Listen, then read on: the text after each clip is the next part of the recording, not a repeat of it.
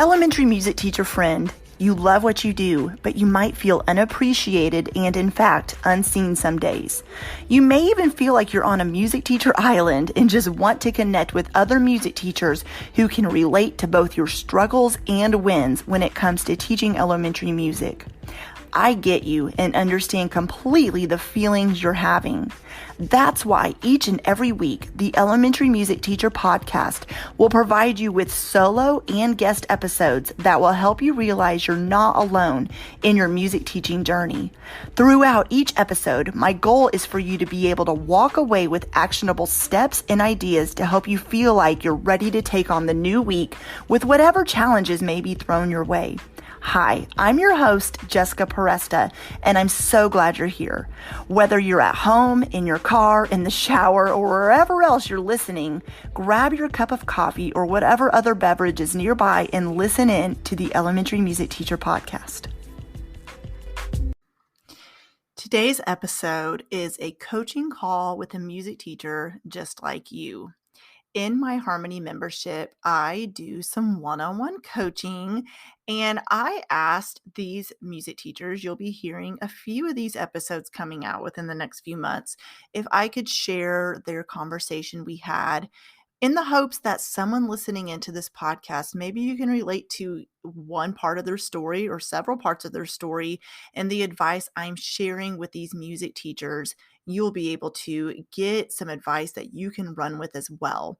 Now, in the coaching calls, I'm also pointing them to different directions of the membership site, the Harmony membership site, where they can go and access different resources or videos or lesson plans to help them in their planning. But even if you're not a Harmony member, you will get so much good wisdom and tips from this episode where you can apply what I'm saying to your curriculum or lesson plans you're using as well. So I hope you are looking forward to listening into this episode as much as I'm excited to share it with you.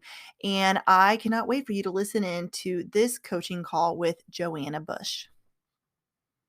So I just want to listen to whatever you need, any questions you have, and I will do my best to help you through that. And if I don't know the answer, I will try to send you somewhere where I know you will be able to find the answer or the resources you need. So with that said, if you see me looking down, it's because I'm taking notes. Oh, I don't care.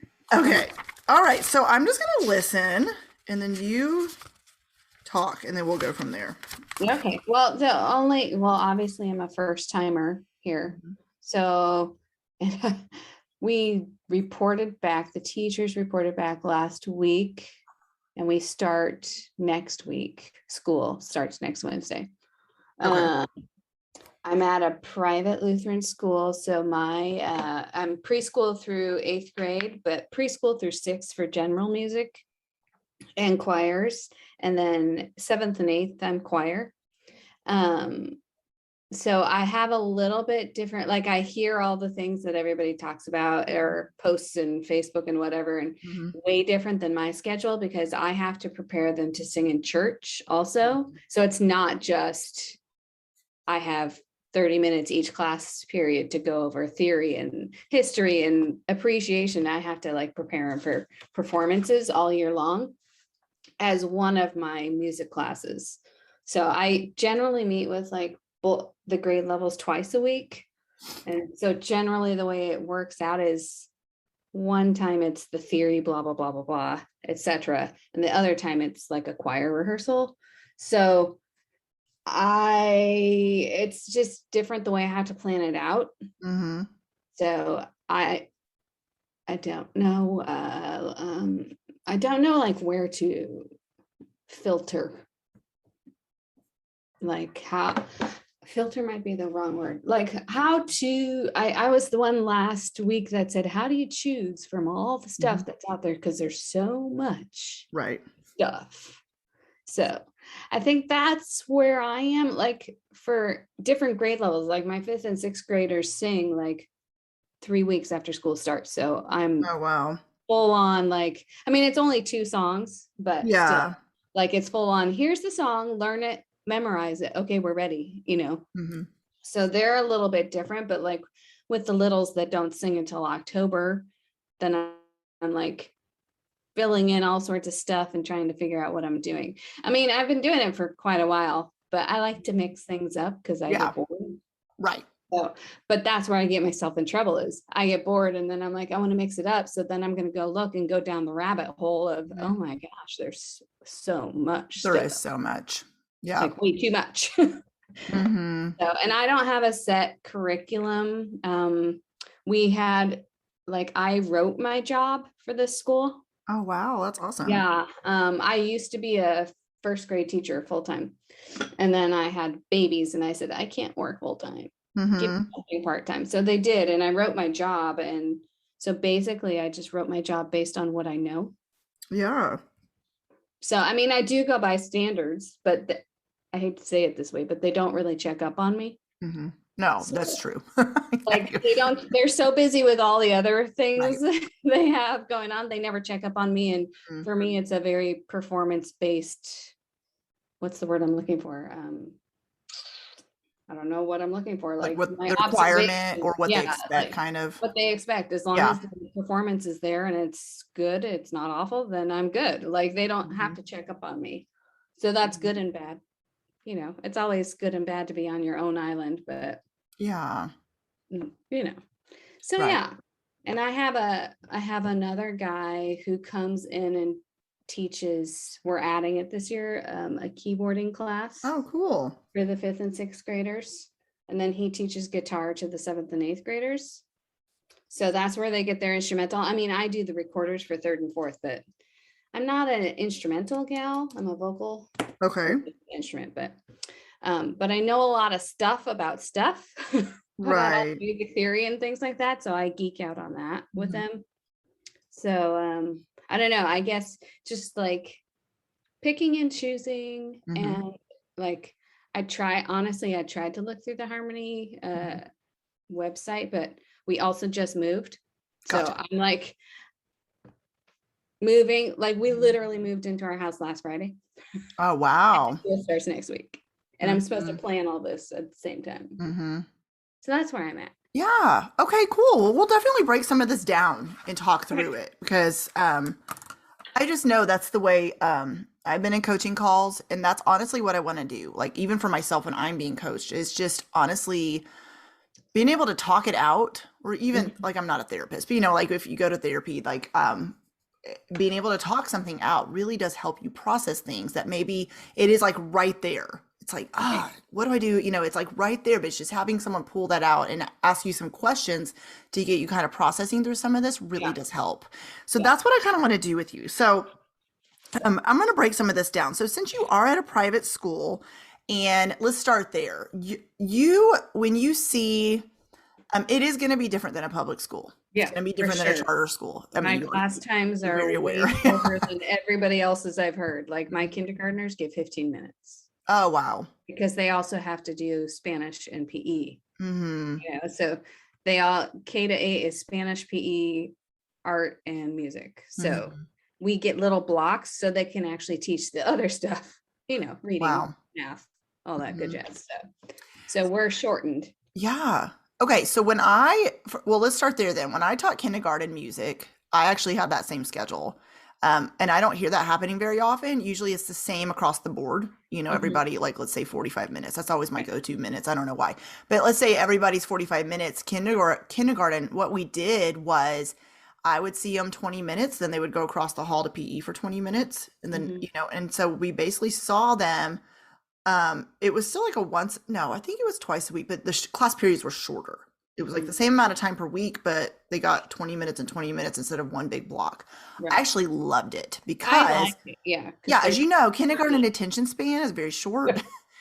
And even if you're yeah, dancing, they're still yes. short. Oh, yeah. And you always have somebody like starting to mess around or, Eh. they Oh just yeah. can't help Oh but yeah. tackle their neighbor. And so I would say with kindergarten, just tons of movement. I mean, Yeah, yeah, obviously yeah. teach some standards, you know that. But yeah, so let's go to your schedule. First of all, then we'll talk about like more deeper into how to choose what to use since we covered that at the coaching call with everyone, but it was very short. We kind of Right. went through it super fast. Okay, so your schedule, one time for theory, one time for choir, Mhm. 2 times a week. And so how long do you see the students besides kindergarten? It goes up in like 5 minute increments from there. So like first and second is 20, third Oh, and fourth is okay. 25, and fifth and sixth is 30. Okay. So Okay. So when you are, um, my thought pattern is when you see them that second time, when even if you're preparing choir music that they need to prepare, you can definitely intermingle the concepts yeah, into what I they're do a teaching. little bit like, Yeah. hey, remember we talked about form? Yeah. Perfect. I do that. Yeah, Okay. I do that. Okay. So schedule wise though, I see where you're stuck because it's first of all, with all the resources out there, you're right. There's a lot. And I'm going to take notes about that too, because I want to kind of pick your brain about what you use now Okay. or what you've used before. And then we can kind of go from there. So you don't have a curriculum, but what have you used or what are you planning to use this school year? Basically I kind of rewrote the whole music curriculum Hmm. 2 years ago, like the map of it, not the Gotcha. actual stuff. I kind of rewrote the whole thing. And again, like my boss doesn't know any better, so I can show her whatever and she'll be like, okay, great. So it's Yeah. not checking up on me per se at all, but Hmm. so I wanted to rewrite it just to help myself because I was like, Hmm. somewhere I'm doing the same thing over and over and over. So I want to switch that. Yeah. Um, so I switched it up and then I just found stuff to go along with it, Hmm. either out of my own brain or Yeah. originally they had here, I forgot what it was called. I have it here. I'm in my office. Uh,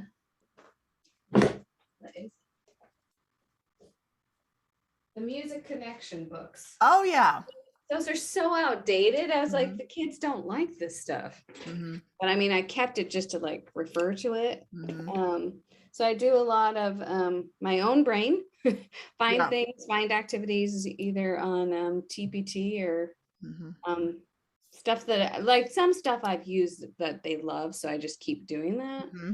But it's not a set curriculum at all. I just pick and choose from different places, which is probably part of the rabbit hole problem. Yeah.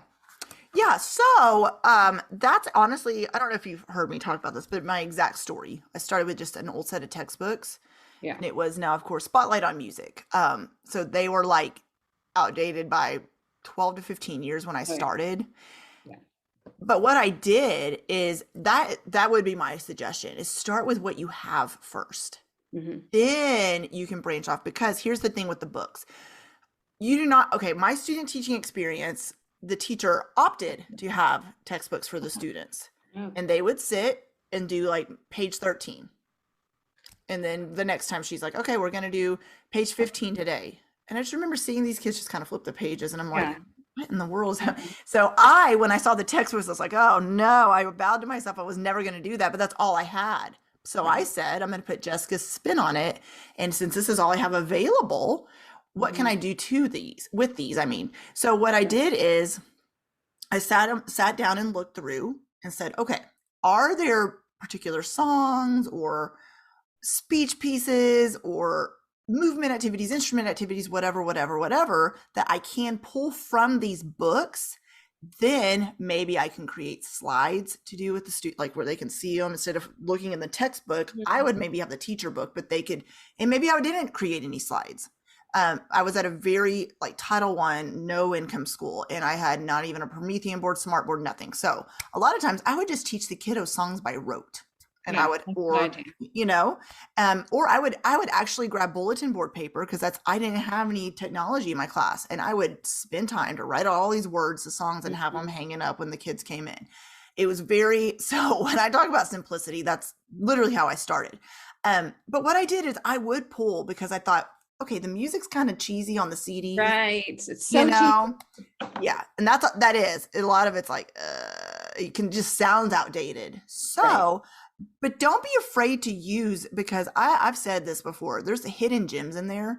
where you teach it where, okay, they don't need to hear the CD part, but you can teach a certain song and say, we're going to add body percussion to this. Let's add some movement to this. Let's create it together as a class. Or can we add our own verse to this song? Or um, whatever, you can come up with ideas just by finding the songs and activities in those books that you want to use. Then you Mhm. can put your own spin on it.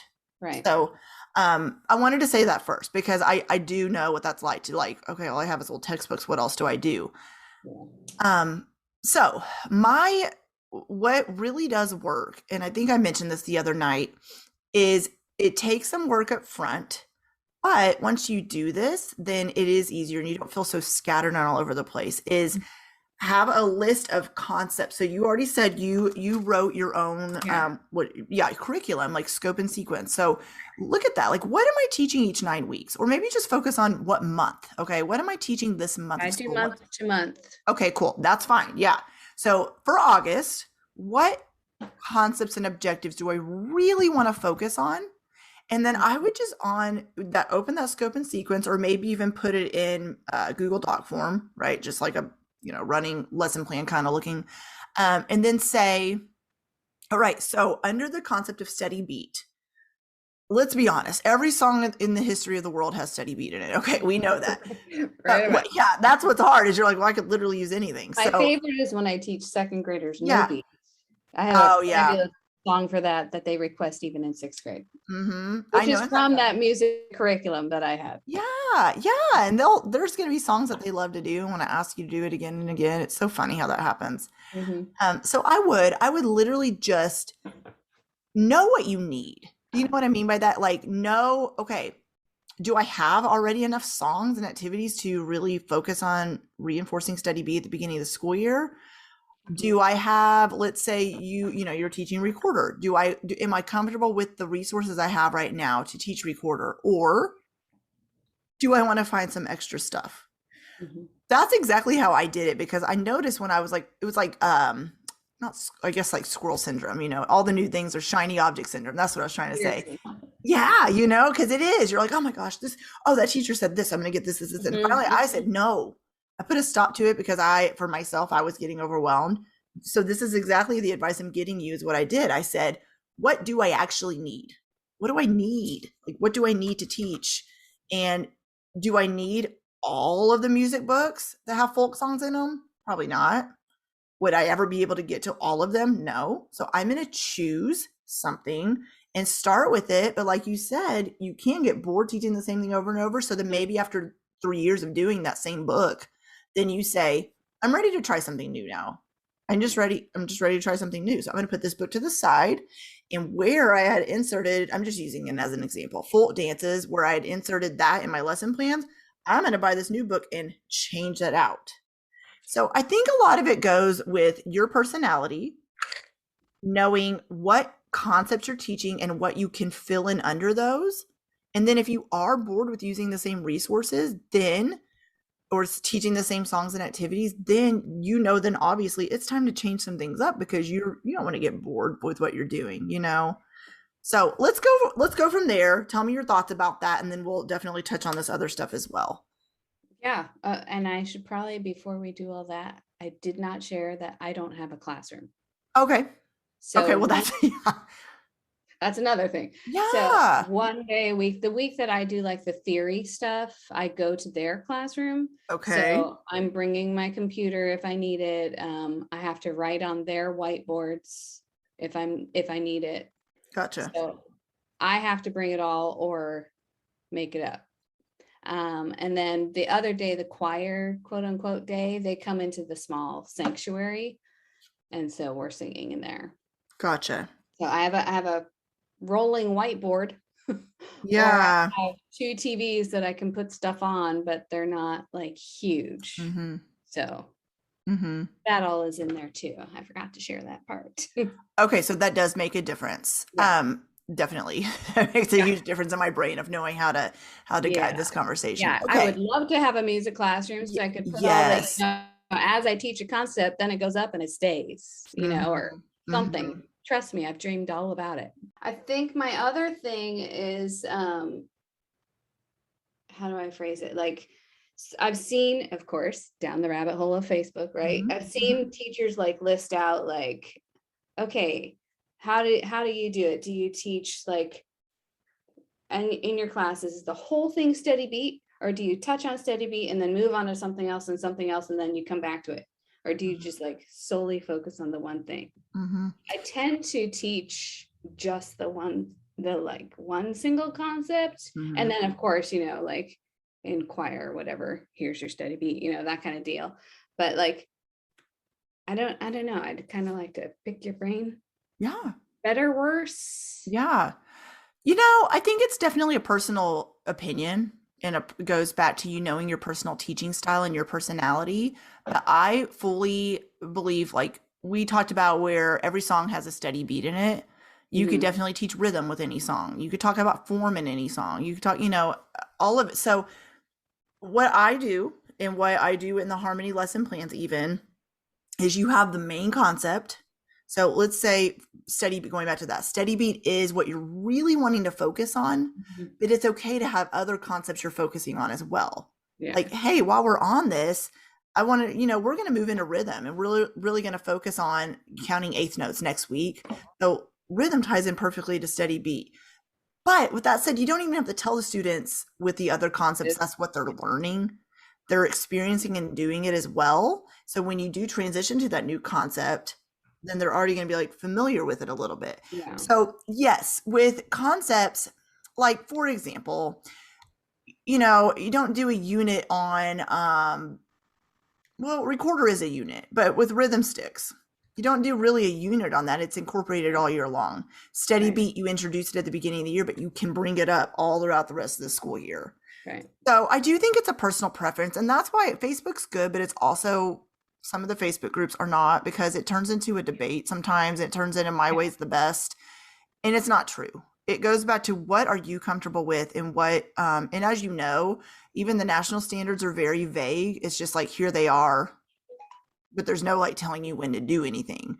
Uh, like if you look at a general classroom teacher's standards, it'll say this first 9 weeks, this second 9 weeks, this third. And music teachers, just it's kind of open to interpretation.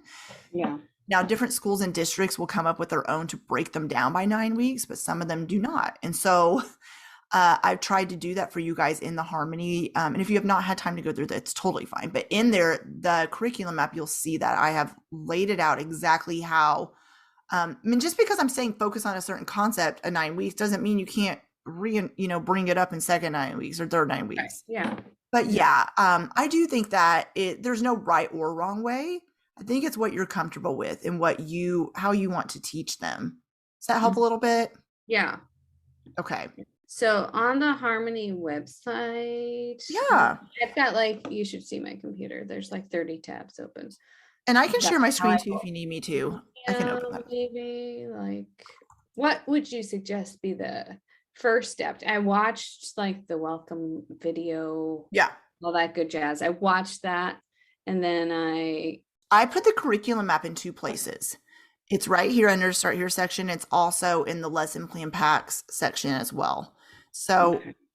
this, I just put it in two different places so you could have access to it in a couple different Mhm. places. But here, I've done my best to break it down by grade level. And then also, so right here, when we talked about breaking it down by standards, I didn't just say steady beat. I said steady beat with singing and movement. Mhm. And then first grade, review steady beat, but also focus on strong and weak beat. Mhm. So I would really kind of comb through this. And when you say you want to do 1 month at a time, maybe for you, and this is exactly when I created the lesson plans to go along with the curriculum map, kind of how I did it. I said, okay, so there's 9 weeks. So it would be, some teachers start in August, some in September. So we're going to say, let's say for kindergarten, we focus on this part, these standards for the first month.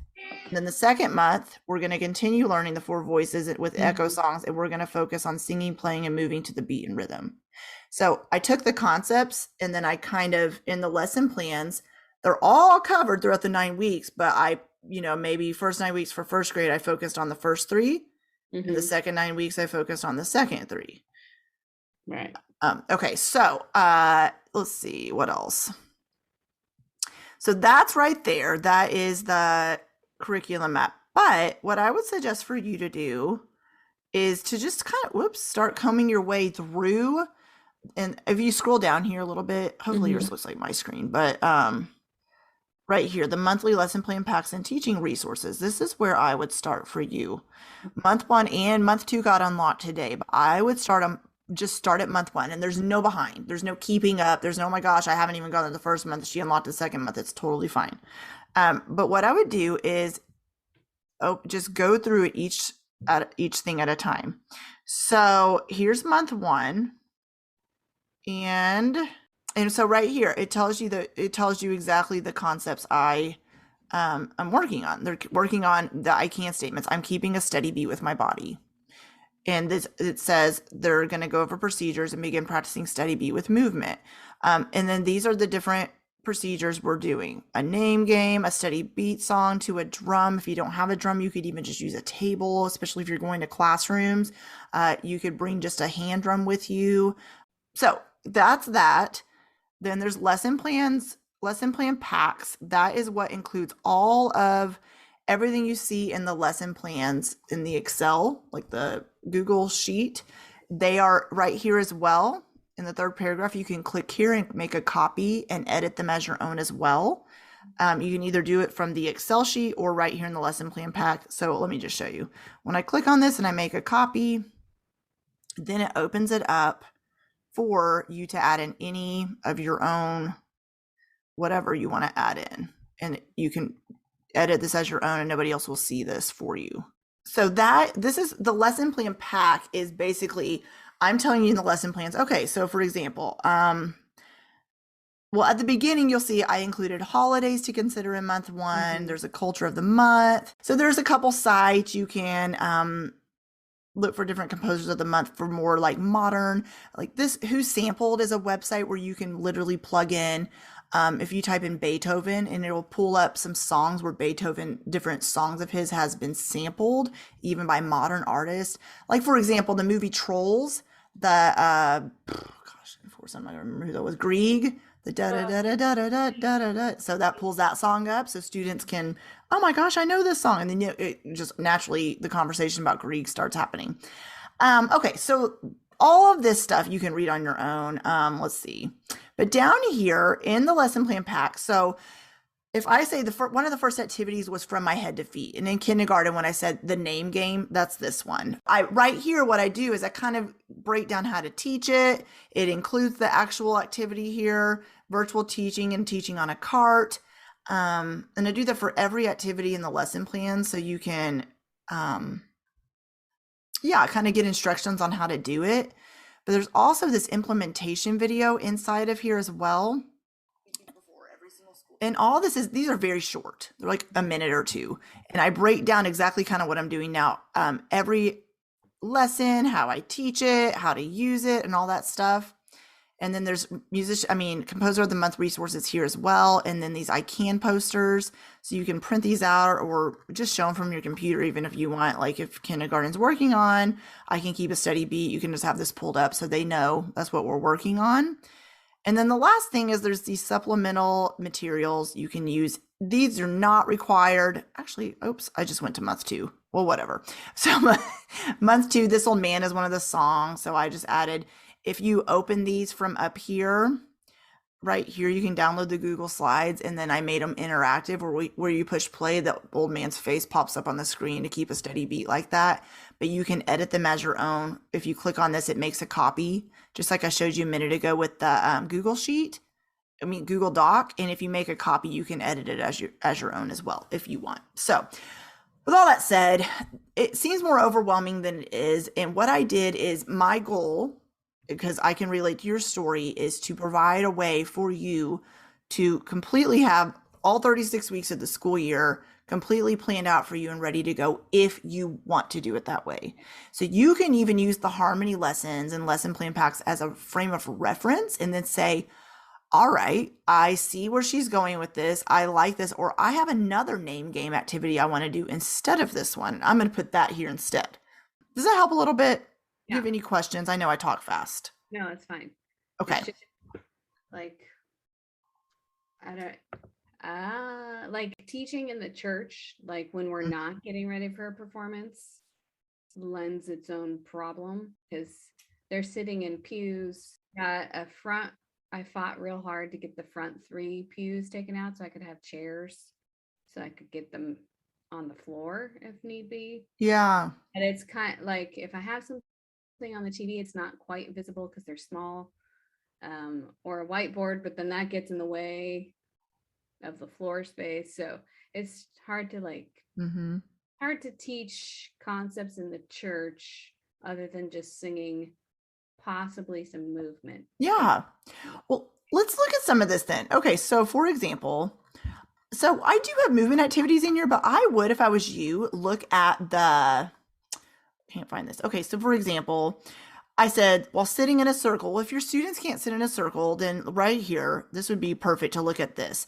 Instead of students sitting in a circle, take turns showing you their steady beat and unmute themselves. Well, they're not on the computer. So you can, instead of students sitting in a circle, they can take turns even from the pew. Maybe one student at a time stands up to show you their steady beat activity. Or teaching on a cart while it says students stay 6 feet apart. I kept it pretty simple for the first activity. And other ones, let me show you. Like I go in a little bit more detail here. If you're heading to the classroom, students won't have as much room to move. They can move to the steady beat in their own personal space if they're not allowed to sing. And so I go into detail about maybe what to do if you need to modify this, or if I'm saying walk around the room and you're like, well, that's not possible, or I don't have enough space. I would suggest you look down here at the bottom where I provided extra tips on maybe how to modify some of these activities for that situation, because it is going to be different. And if it's not going to be, but it's also not impossible. So, yes, singing, that's a huge focus of elementary music, right? And but if your students can't get up and move around the room, that's okay. I feel like there's a lot of movement activities that you can modify for kiddos to move around the pew or make it creative. Instead of a circle, maybe they could walk around the pews and come back to their seat or something like that. I think it just maybe brainstorm that and say, where do I have space in here, even though I have pews? Maybe I could spread them out like corners in the aisle between the pews, and we can do movement like that. If it's like a creative movement activity with scarves or something like that. Now, folk dances, you may not be able to do that, of course. For folk dances, I did some modifications for those as well. Yes, right here. So I said choose one of these folk right. dances, circle around the zero. I think I put it twice. Oh, Alabama Gal. And I put some videos you could see them performed. But with that said, I said doing a folk dance can be tricky virtually. It's not completely impossible. Oh, you students. So for a folk dance, instead of them standing in a circle and moving in their space in the circle and dancing around in a circle, they can literally just do mirror activities with you. So a lot of it could just be modify it where they're staying in their spot. And so, for example, if it says everybody join hands, maybe you could say partner A, turn around and face partner B. And if they're not allowed to touch because of COVID, just air high five like this. Right. Instead, so there are modifications. It just takes time to figure it out. Let's see, what did I say here? Instead of students standing in two rows, they can do the modified movement from their seats. So, for example, moving arms side to side, turning in their own circle instead of a class circle, they can turn in their own circle. Yeah, so things like that. But it's totally up to you and what you're comfortable with and how you want to do things in your classroom. So, I hope that helps. Yeah. Ask me any clarifying questions about any of that, of It course. helps. Okay. Right. Because I know, and so let's go back into, I'm going to go back to the notes I took. Okay. So tell me what you do when you see the kids for music theory, when you're going into their classrooms, what kind of things are you doing with them already? Um, the biggest, I would say, win that I found out of my rabbit holeage was Yeah. David Rouse Yes. Love him. Note Neighborhood. Oh, They yes. love that thing. Like, I was like, okay, I'm just gonna try it because Yeah. not as exciting when it's just me saying, here's a quarter note. This is what it Right. looks like. This is how you draw it. This is a head. This is a stem. It has to be filled in, blah, blah, blah, blah, blah. But then like having that story, they're like all into it. I'm like, I oh, love it. yes. So that is very successful. I started it originally with second grade. I don't know why I chose that grade, but I did. Mm-hmm.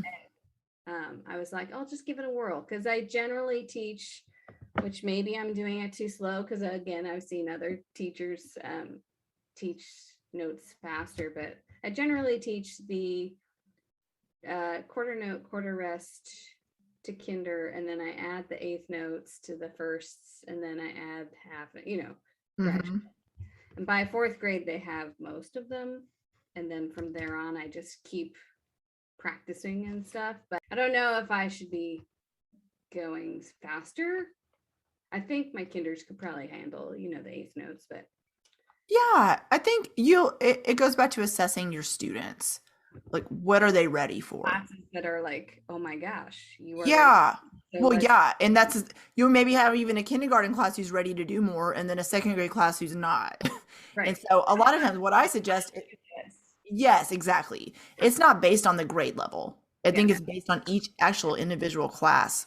Yeah. And I'm huge on that. I can't say do the same thing even with all their good classes across the board, even for a teacher who sees six classes, because you'll get frustrated with yourself thinking it's you, but there's just something about that dynamic of those kiddos in that class where there's It's so nothing you're doing wrong. There's just a so weird. Like something, yeah. last year's fourth grade class, I'm like, people, I've never gotten this far with a fourth grade class because you're like soaking it up. So Right. we're keep going. Hmm. So I would say that part of theory is probably like teaching it and them understanding it. Well, understand might not be the right word.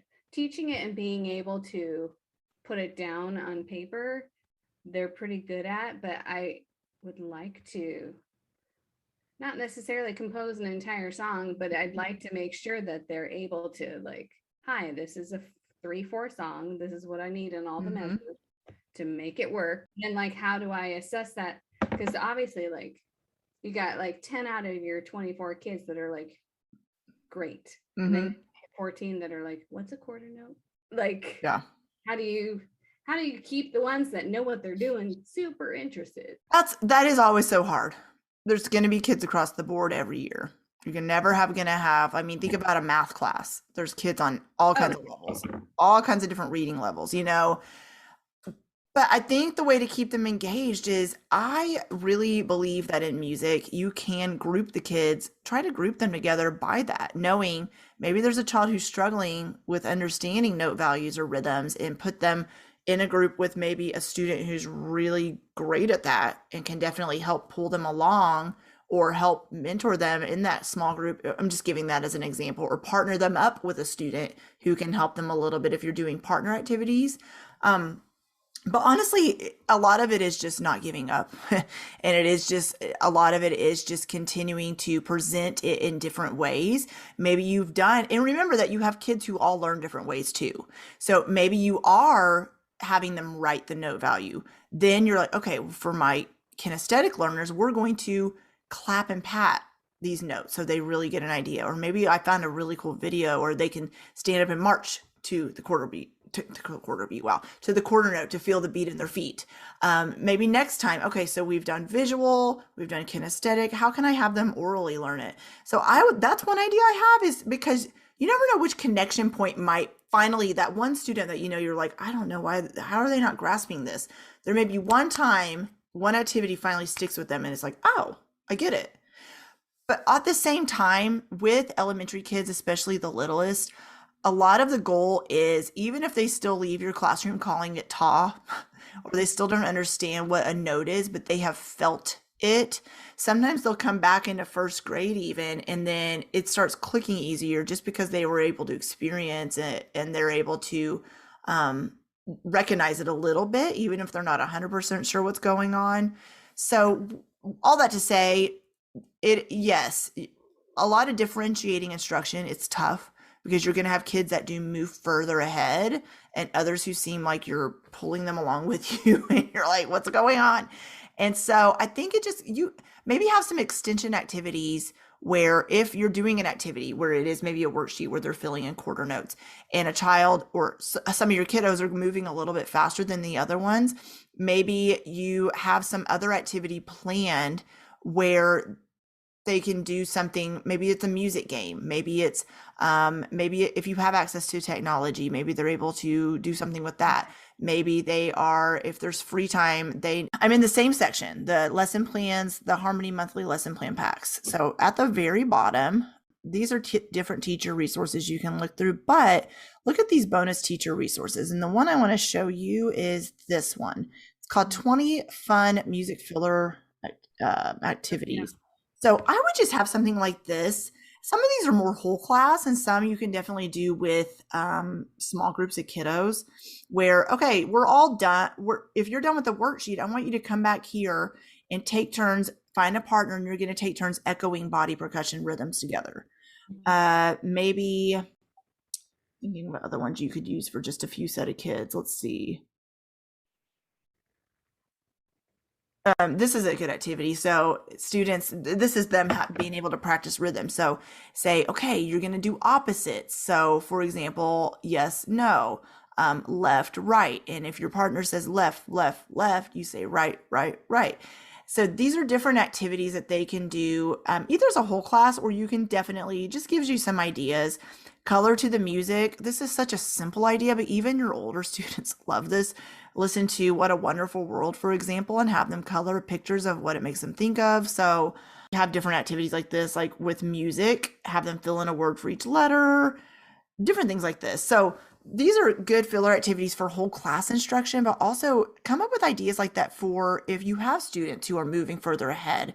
Maybe they got quarter note down, but then maybe find some resources or activities where you can give them extra practice. Or maybe it's not just writing something again, but maybe they're able to practice something with the quarter note with a partner. Mhm. Or maybe you give them a piece of paper and you're like, okay, now you really know quarter note, compose a 2 measure. Oh, you can only use quarter notes and write words Right. underneath the quarter notes and then perform it for your partner.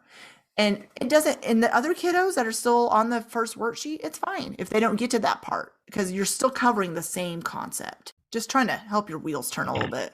So I know what it's like to like, okay, I have all these ideas. I don't know where to go with them. Yeah. Okay, cool. Let's move to how to choose what's out there. I think we talked about that a little bit, but I want to cover that a little bit more because you're right. There's so much out there and it's so much goodness. Now, here's what I want to say is if you see a resource or you hear about someone's really raving about a lesson plan on TPT or whatever it might be, it doesn't mean do not purchase it. But you could even buy it and then say, this looks great, but I don't have time to go through it right now. And I'm going to put it in the go through later pile or whatever, whatever you want to call it. Because what ends up happening is that will cause overwhelm is because you could have some plans made and they're Mhm. great and you have some amazing songs ready to go and then you have this new resource that you're like, oh, but should I use this instead? And Yeah. that's, as you know, that's what causes the overwhelm. So I wouldn't say not to buy it. I wouldn't say not to get the resources you find. And maybe you do have time to look through it and you say, okay, there's this activity in here that I really think it's great that I'm going to use in place of something else. But if you don't have time to go through it, or you hear of some new websites, like you said, you're already bookmarking them, Mhm. that's fine. So I would say just go through them when you can.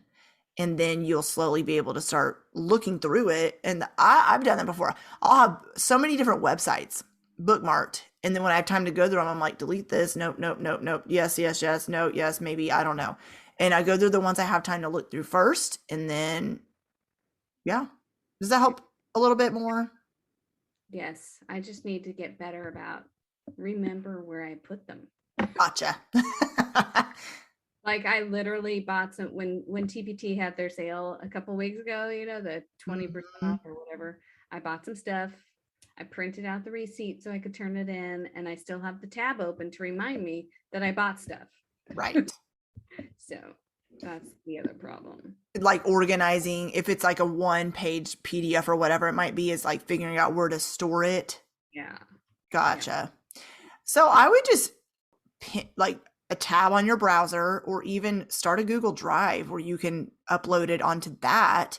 Maybe just name it TPT resources or resources for study beat, resources for eighth note, resources. And I know I keep using the same concepts over and over, but and then you can have it stored that way, organized that way so you can easily go back and find them as well. Back to your Google Doc you're going to create, right? And then from there, okay, I bought these resources on TPT. I have that concept list on my Google Doc. So I'm going to put it there and I'm going to say, okay, this resource is from TPT and mark where you have it stored on your computer. So then all you have to do is open that 1 page document and know where each resource is for when you do decide to pull it or if you decide to pull it. Okay. Yeah. In the success path, after you identify where you're at, It's this one. Yes. So look for once you're logged in, stage 3 relieved. Look for this. And Mhm. because right here, there's this mini training about simplifying lesson planning and Mhm. then steps to lesson planning. And this is where I put this in here. So let me show you what this PDF looks like. It basically is just exactly a lot of the stuff I'm talking about now. Go through your materials, organizing it, how to organize it, ways to organize it, make a list of your songs, plan lessons using a calendar, teach the objectives in a variety of ways. A lot of what I'm saying today, it is in here. That, and then I have this video, but I want to also show you one more thing inside of Harmony too. So that's stage 3 in the relief section. But I want to show you one more thing in Harmony too. So a lot of, like, for example, if we're talking about lesson planning and pacing, when you click on that section, you'll see everywhere. In fact, it tells you right here, stage 3 in the relief section. It tells you anywhere that we either talked about it in a video, Facebook Live, here's a back to school checklist. It talks about what was talked about in the videos.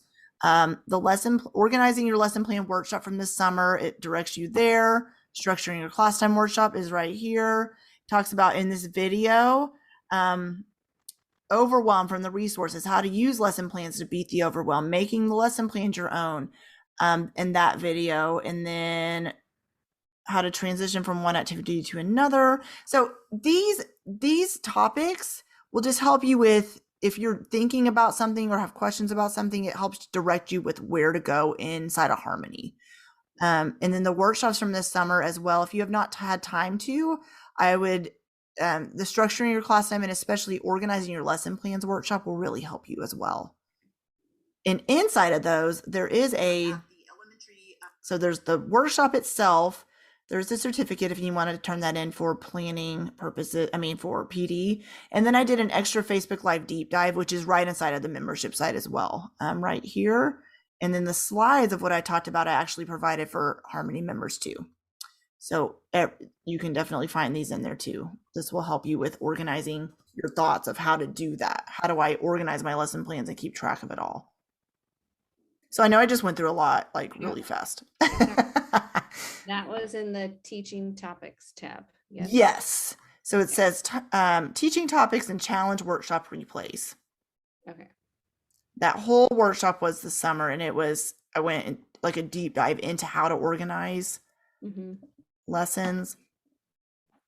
Okay, so before we go, I want you to ask any clarifying questions about anything else you have, maybe anything I didn't talk enough about, or other questions you have before we go. I'm still in the schedule mode, so that's finally solidified, COVID friendly / Spanish / PE / me. So that's finally organized. So now is like when I was going to officially start planning. So that's where I'm at. But I also have to pick songs Okay. for performances. So I always do I got to do songs, and then I pick a few, and then I'm like, but I got a plan, so I got to do that. So Yeah. Very much a squirrel. I don't know why, because I wasn't a squirrel as a kid, but Well, it's a lot to juggle. And especially like you said, when you are planning for typical music teaching, and then you're planning for your choir stuff, the singing stuff. So when you sit down, okay, tell me this. Do you get a plan time? Like during the school year? yeah, because I have breaks where there's no classes. So yeah, I do. Okay, I was going to say Hour what I would do is structure the way, what do you want to do during your planning? Right. And like you said, sometimes I have to plan for classes, sometimes I have to plan for choir. So that's exactly how I do it. Let's say Monday is the day you plan your plans for the following week. Yeah. Tuesday, you finish that. Then Wednesday is choir. What are you going to do with them? Right. Wednesday, Thursday, Friday is catch up on anything you missed or anything else that comes up, kind of thing. Or maybe Friday's the day you allow yourself to go through the resources. That might be go through their other resources. Maybe that's the day to go through their Harmony plans. And that's the day I'm really going to say, I'm going to really work on organizing that Google Doc and making it very organized, and organizing the plans I've already bought on TPT and put them in folders and things like that. Maybe you take a day each week this year, to allow yourself time to organize. And so you're not Yeah. taking a lot of time out of the school day. You're doing it during your plan time even. That's a good one. Well, with planning, that's the thing too, is I know this sounds kind of weird, but having a plan as you're planning helps a lot, because Right. Yeah. otherwise what ends up happening is you'll sit down during your plan time and then you're like, well, what do I do today? Yeah. But kind of have What's a the semi priority? idea of, okay, I'm going to do this on Mondays. This is my focus. So Mm-hmm. even if I want to focus on what songs am I singing this week for choir, I'm not Mm-hmm. going to let my brain go there, because I know that's Wednesday's focus. So Right. my brain, I'm going to allow it to only focus on this one task right now. Mm-hmm. And then there's going to be weeks where one of them maybe has to take, Well, more of yeah. your attention if it's a program you're working on, right? Yeah. So then you can definitely say, okay, so I don't need to spend a lot of time planning for the class content this week. So I'm going to take that away, and I'm going to Monday, Tuesday, and Wednesday really heavily work on these songs or Yeah. plan what I'm doing. So that's what I would do each week, is know what you have coming up and Mm-hmm. make a to-do list, like prioritize it and say, this is the most important to the least important. And so I'm going to tackle these things first. And let's say there's a week I don't get to this stuff at the bottom of the list. If I don't get to it for 2 weeks, it's okay, because it's down here. So it's not top priority, but it will get done. Like Right. organizing the TPT resources. It's important, but it's Yeah. not like I have to do it before school starts, right? Yeah. Yes. I never thought of putting organizing on my list. Yeah. That's a good one. Good job. It'll help your brain for sure. Good. Because I know this is stuff nobody tells you about when you become a teacher. Even when you taught first grade, I'm sure it's the Oh same way. yeah. It's just like Yeah, no, I plan time, always and you're like, what do I do? What do I do during I my plan always time? told people like they never taught you in college how to actually do the first day of school. Oh my gosh. Like what? I'm in a room with like 20 something little ones and Yes. now like I planned, what we're gonna do, but Yeah. like the actual like first day of school, there was Yeah. no teaching of that. Like how do Yeah. you do When all the classes I took in college I was in there with all every education major. So it Mm, wasn't specific even for, you know, your major. So you're right. hearing about what to do with desks, and it's like, ugh. Even when I took the teacher praxis, it was like, what would you do with the third grade class if you had this many desks and this many chairs? And I'm like, I wanted to write, and took the practice before it was online. Well, I'm not going to have that situation, so here's what I anyways. Yeah. Well, if It, you think of anything else that you have questions about after our call, and I'll send this recording your way okay. after it downloads and everything, let me know. But you're doing a great job. I do want to encourage you with that. You really are. And yeah, to just keep moving forward, keep not stay stuck and say, am I doing it right? This person said they're doing it like this. Does it mean I'm not? Right. Is to be completely like comfortable with who you are as a music teacher, because you're going to see, and you already do, people, let's use Facebook groups as an example. Like I said earlier, that their way is the way. Right. No, it's not necessarily true. And you know what? That may be the way your particular school asked you to do it. Or what is your teaching background like? Like you say you have a singing background. That's what you love to do. Well, maybe they're more instrumental focused. Maybe they're certified in Orphidae, Dalcroze, whatever the other millions are. Right. So does it mean that their way's right? That's what they're comfortable with. And that's what they want to do. And you're gonna see people online arguing, and they're gonna say it's not an argument, but it is. Kadai is the way, Orph is the way. No, it doesn't mean either are the way. It means Right. who are you as a teacher? So I want to encourage you that you're doing a great job. And to sometimes, if you feel that imposter syndrome creeping up, and I'm not saying you are, but if you feel that, oh, wait, they're doing it this way, should I? To question why or where is that thoughts coming from? Like, are you thinking you should be doing it that way just because you saw someone else say that? And then think how you are doing it and say, no, my way's fine. Are my kids learning music? Yeah. Am I covering the concepts? Yeah. Is it the way they are? No, but that's okay. Yeah. And maybe they have some great points, but your brain doesn't have the mental capacity to even focus or process through those points right now. So maybe just jot down a note or save that post to Facebook and say, I'm going to go back to that later, but I'm not going to let my mind process through that right now because I don't have time in my brain to squeeze one more thing in. I'll do it on the days I'm organizing all my stuff. Yes. Yeah, do that. Friday or whatever day you choose is you're organizing through your lesson plans and letting yourself look at different ideas from other teachers that they're posting. Yeah. And that's it. You allow yourself one day a week, and the other days, nope, not Don't do letting it. myself go there. I don't have time for Don't it. do it. Yeah. Yes. Okay, cool. But you're doing a great job. We're excited to have you as a Thanks. member. And Thank you. yeah, I'm here to support you any way I can. And I mean that. So shoot me an email if you have any more questions that come up. All right. Well, have a great day. I'll send this recording your way in just a Thanks, few Joanna. minutes. Okay, sounds good. All right. Awesome. Thank you. Bye. Well, hey there. Thank you so much for listening into the Elementary Music Teacher podcast. There is an exclusive Facebook group just for listeners of this podcast and any elementary music teacher called the Elementary Music Teacher Community Facebook group. Come on over and join us there where we have conversations around the podcast episodes and encourage each other each and every week. And also head to my website, thedomesticmusician.com.